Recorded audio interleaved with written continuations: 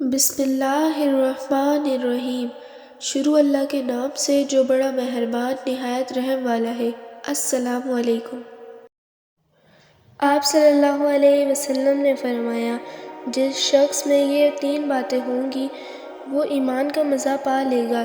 ایک یہ کہ وہ شخص جسے اللہ اور اس کا رسول ان کے ماسوا سے زیادہ عزیز ہوں، اور دوسرا یہ کہ وہ کسی بندے سے محض اللہ ہی کے لیے محبت کرے، اور تیسری بات یہ کہ جسے اللہ نے کفر سے نجات دی ہو، پھر دوبارہ کفر اختیار کرنے کو وہ ایسا برا سمجھے جیسے آگ میں گر جانے کو برا جانتا ہے۔ آپ صلی اللہ علیہ وسلم نے فرمایا، جب جنتی جنت میں اور دوزخی دوزخ میں داخل ہو جائیں گے، اللہ پاک فرمائے گا، جس کے دل میں رائی کے دانے کے برابر بھی ایمان ہو، اس کو بھی دوزخ سے نکال لو۔ تب ایسے لوگ دوزخ سے نکال لیے جائیں گے اور وہ جل کر کوئلے کی طرح سیاہ ہو چکے ہوں گے، پھر زندگی کی نہر میں یا بارش کے پانی میں ڈالے جائیں گے۔ رسول اللہ صلی اللہ علیہ وسلم نے فرمایا کہ میں ایک وقت سو رہا تھا، میں نے خواب میں دیکھا کہ لوگ میرے سامنے پیش کیے جا رہے ہیں اور وہ کرتے پہنے ہوئے ہیں، کسی کا کرتا سینے تک ہے اور کسی کا اس سے نیچا ہے۔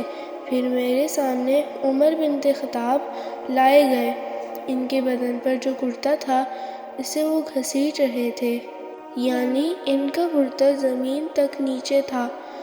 صحابہ کرام رضی اللہ تعالیٰ عنہ نے پوچھا کہ یا رسول اللہ، اس کی کیا تعبیر ہے؟ آپ نے فرمایا کہ اس سے دین مراد ہے۔ ایک دفعہ رسول کریم صلی اللہ علیہ وسلم ایک انصاری شخص کے پاس سے گزرے، اس حال میں کہ وہ اپنے ایک بھائی سے کہہ رہے تھے کہ تم اتنی شرم کیوں کرتے ہو؟ آپ نے اس انصاری سے فرمایا کہ اس کو اس کے حال پر رہنے دو، کیونکہ حیا بھی ایمان ہی کا ایک حصہ ہے۔ رسول اللہ صلی اللہ علیہ وسلم نے فرمایا، مجھے اللہ کی طرف سے حکم دیا گیا ہے کہ لوگوں سے جنگ کرو اس وقت تک کہ وہ اس بات کا اقرار کر لیں کہ اللہ کے سوا کوئی معبود نہیں ہے، اور یہ کہ محمد صلی اللہ علیہ وسلم اللہ کے سچے رسول ہیں، اور نماز ادا کرنے لگیں اور زکوٰۃ دیں۔ جس وقت وہ یہ کرنے لگیں گے تو مجھ سے اپنے جان و مال کو محفوظ کر لیں گے، سوائے اسلام کے حق کے۔ رہا ان کے دل کا حال تو ان کا حساب اللہ کے ذمہ ہے۔ رسول اللہ صلی اللہ علیہ وسلم سے دریافت کیا گیا کہ کون سا عمل سب سے افضل ہے؟ آپ نے فرمایا، اللہ اور اس کے رسول پر ایمان لانا۔ کہا گیا، اس کے بعد کون سا؟ آپ نے فرمایا کہ اللہ کی راہ میں جہاد کرنا۔ کہا گیا، پھر کیا ہے؟ آپ نے فرمایا، حج۔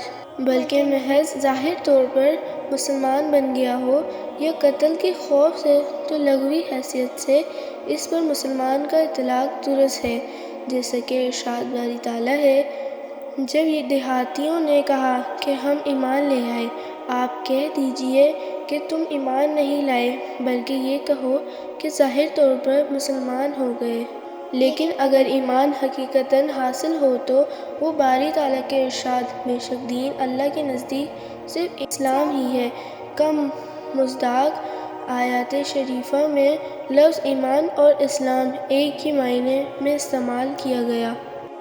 عمار نے کہا کہ جس نے 3 چیزوں کو جمع کر لیا، اس نے سارا ایمان حاصل کر لیا: اپنے نفس سے انصاف کرنا، اسلام کو عالم میں پھیلانا، اور تنگ دستی کے باوجود اللہ کی راہ میں خرچ کرنا۔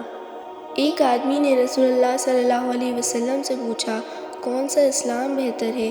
آپ صلی اللہ علیہ وسلم نے فرمایا کہ تو کھانا کھلائے اور ہر شخص کو سلام کرے، خواہ اس کو تو جانتا ہو یا نہ جانتا ہو۔